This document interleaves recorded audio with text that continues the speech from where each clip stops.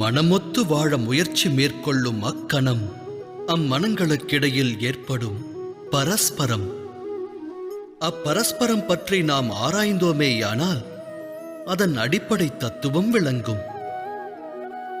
மனமானது மற்றோருக்கு வகுத்திருக்கும் ஒரு எல்லையை, விதித்த எல்லையை ஒருவேளை மற்றோர் கடக்க முற்பட்டால் அக்கணமே அவ்விடம் குரோதமானது உருவாகிவிடும்.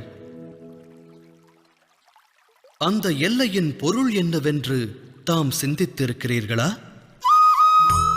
ஒரு எல்லையை வகுத்து மற்றோரை நாம் முடிவெடுக்க அனுமதிப்பதில்லை.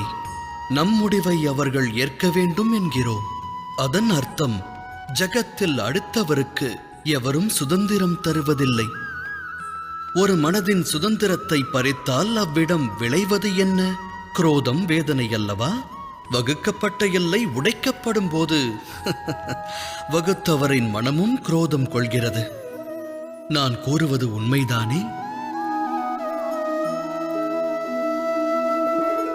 ஒருவேளை மற்றோர் சுதந்திரத்திற்கு மரியாதை அளிக்கப்பட்டால் அதன் பிறகு எல்லை என்ற ஒன்றை வகுக்க வேண்டும் என்ற நிலை வராது. அவ்வாறு ஒரு நிலை உருவாக வேண்டுமெனில் மற்றோர் துன்பத்தை அனைவரும் உற்றார் துன்பமாக எண்ண வேண்டும். உதவி செய்யும் பாங்கை கொள்ள வேண்டும். சிந்தித்து செயலாற்றுங்கள்.